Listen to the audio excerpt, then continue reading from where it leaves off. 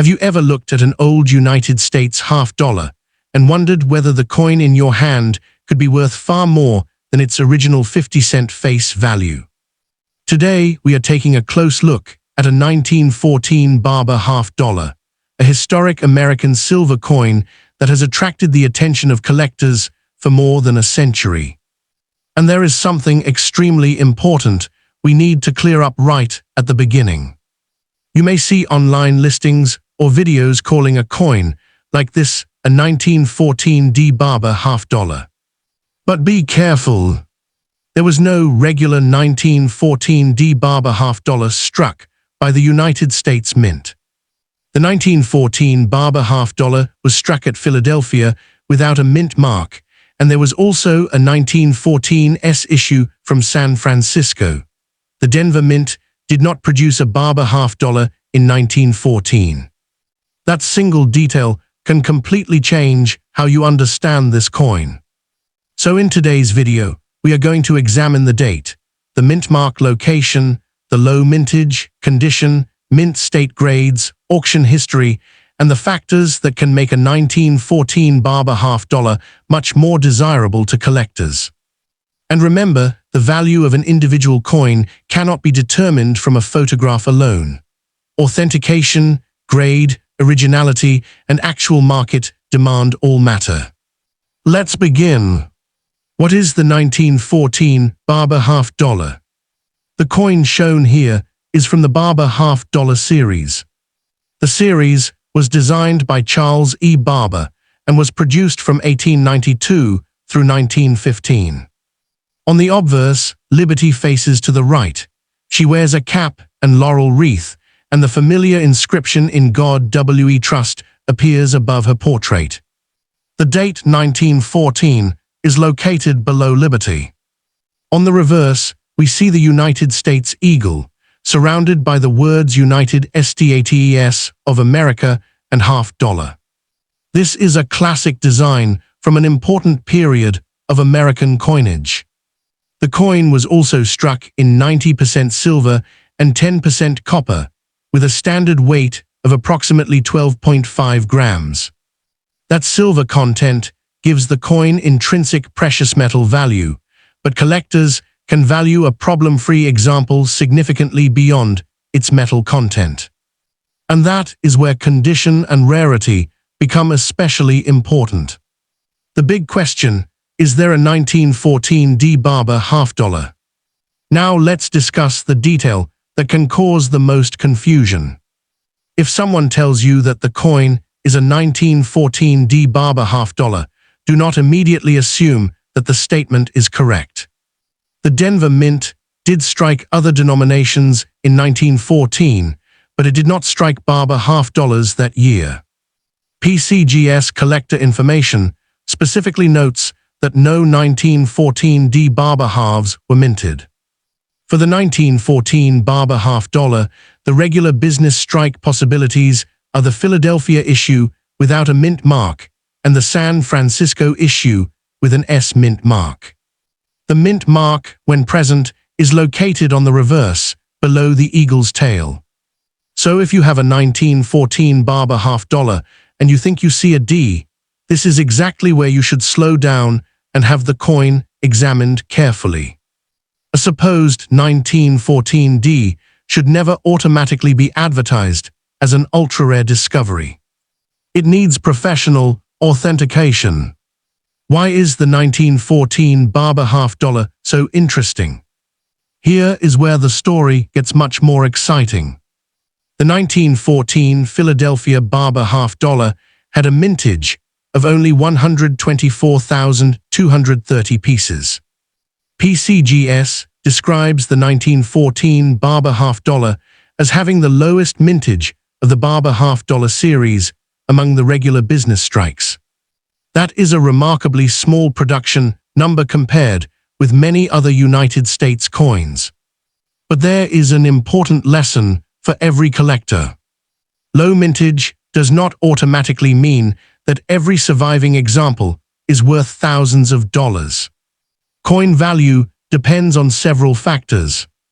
The biggest factors include condition, originality, damage, eye appeal, certification, rarity within a particular grade, and collector demand. This is why two coins with exactly the same date can have dramatically different market values. Why condition is so important. When collectors talk about condition, you will often hear terms such as good, very fine, extremely fine, about uncirculated, and mint state. Mint state, or MS, generally refers to a coin that has not experienced normal circulation wear. But simply looking shiny does not make a coin MS. A professional grader examines details such as surface preservation, luster, strike quality, contact marks, and overall appearance. For a scarce Barber $half like the 1914 issue, high-grade examples can become particularly interesting. PCGS reports that only around 300 examples of the 1914 issue are estimated to survive in MS60 or higher, with approximately 40 believed to survive at MS65 or higher. That is why a genuinely high-grade 1914 Barber $half can attract serious collector attention. What does MS mean for value? Now let's talk about the phrase you will often see in coin videos. MS condition. MS stands for mint state.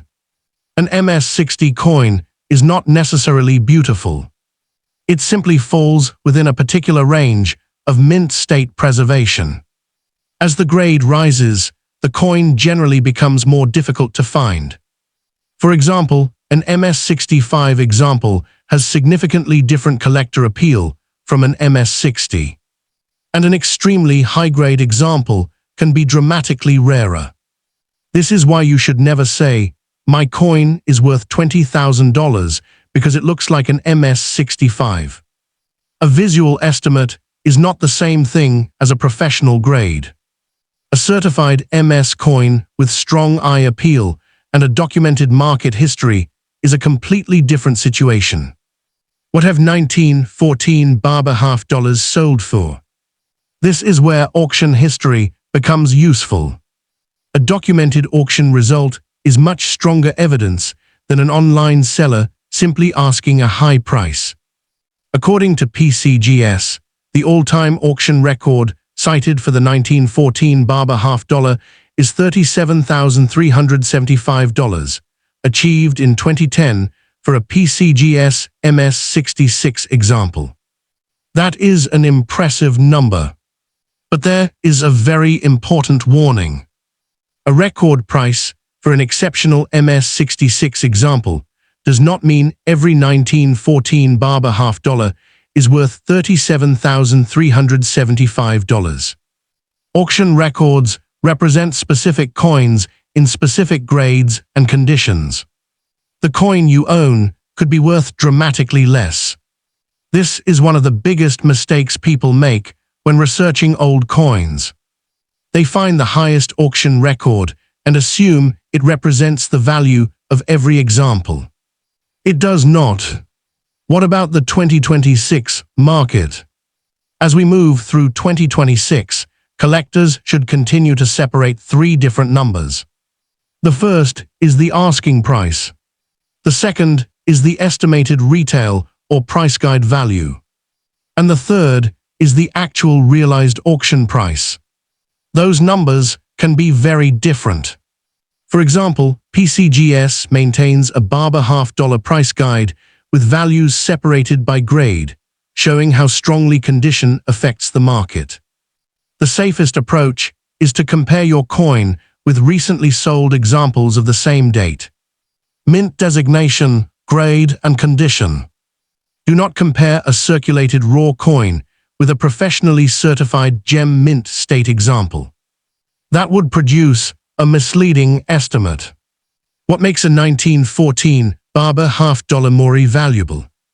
There are several characteristics collectors should watch. First is the date. A genuine 1914 issue is already interesting because of its low mintage.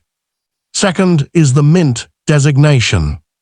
A Philadelphia 1914 Barber $half has no mint mark. A 1914 S has an S. But again, a regular 1914 Barber $half does not exist. Third is grade. A high-grade certified example can be substantially more valuable than a heavily circulated coin. Fourth is surface quality. Original, attractive surfaces are important. Heavy scratches, harsh cleaning, corrosion, holes, bends, or other damage can reduce collector appeal. Fifth is eye appeal. Two coins with similar technical grades can still receive different levels of attention from collectors because one may simply look better. Do not clean your old coin. If you discover a 1914 Barber $half in an old collection, one of the most important things you can do is simple. Do not clean it. Scrubbing, polishing, dipping, or using household chemicals can permanently alter the surface. A coin that looks dirty to a beginner may actually have original surfaces that collectors appreciate. If you are unsure, leave the coin alone and ask a qualified numismatist or professional grading service for an evaluation. Originality can be much more important than making an old coin look shiny. How can you authenticate the coin? If your coin is being described as a rare variety, authentication is especially important. Start by examining the date and design. Then examine the reverse and locate the mint mark area. Take clear photographs of both sides. A professional grading service can authenticate and grade the coin if the value and rarity justify the expense. Certification can also make it easier to compare your coin with documented auction results because the grade becomes standardized. But remember, certification does not guarantee a specific selling price. The market still determines what a buyer is willing to pay. Could the coin in this video be extremely valuable? It could certainly be an interesting and collectible 1914 Barber $half. But we should not claim a specific enormous value simply because the coin looks excellent in a photograph. The images can show the date and design, but they cannot independently establish a professional grade or authenticate a supposed mint mark.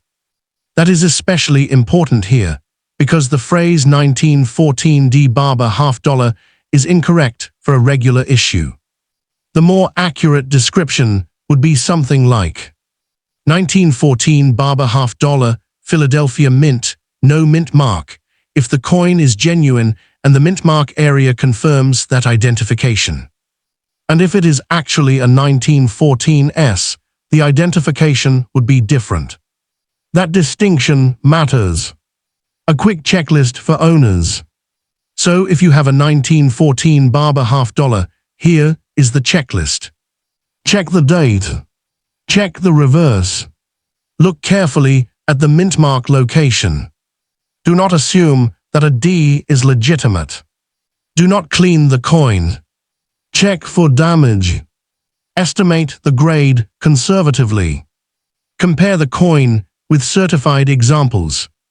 Look at actual auction results instead of only online asking prices. And if the coin appears unusually well preserved, consider professional authentication and grading. Frequently asked questions. Is a 1914 Barber $half rare? Yes, the 1914 Philadelphia Barber $half had a mintage of only 124,230 pieces, making it the lowest mintage regular business strike issue of the Barber $half series. Is there a 1914 Barber $half?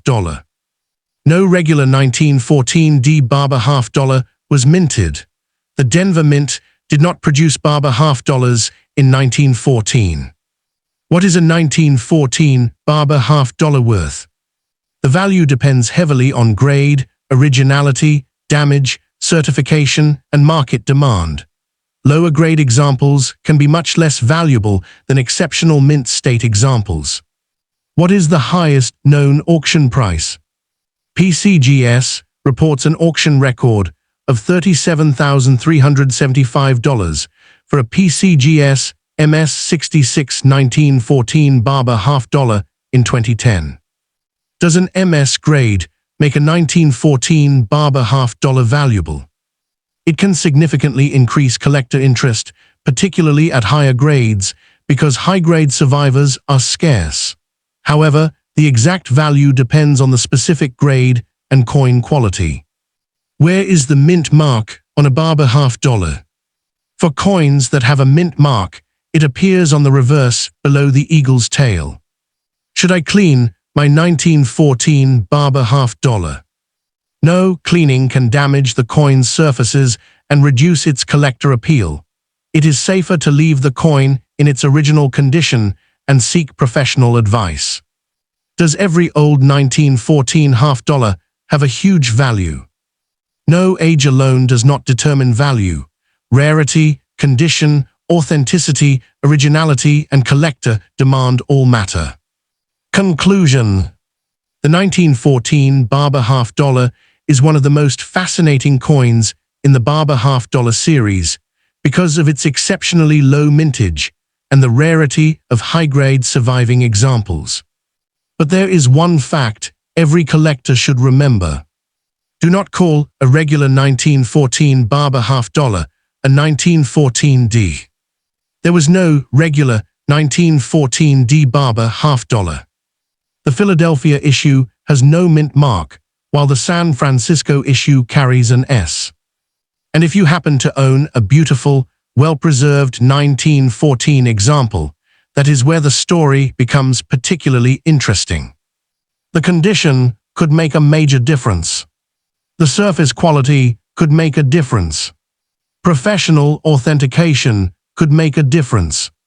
And documented auction comparisons can tell you much more than an internet listing with an unrealistic asking price.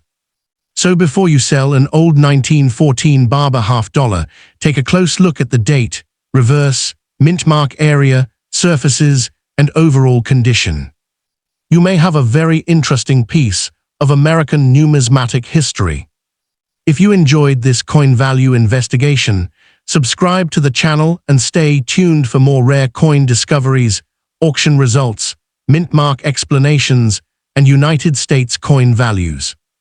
And remember, when it comes to valuable coins, identification comes first, authentication comes second, grading comes third, and the real market price comes from what comparable coins actually sell for.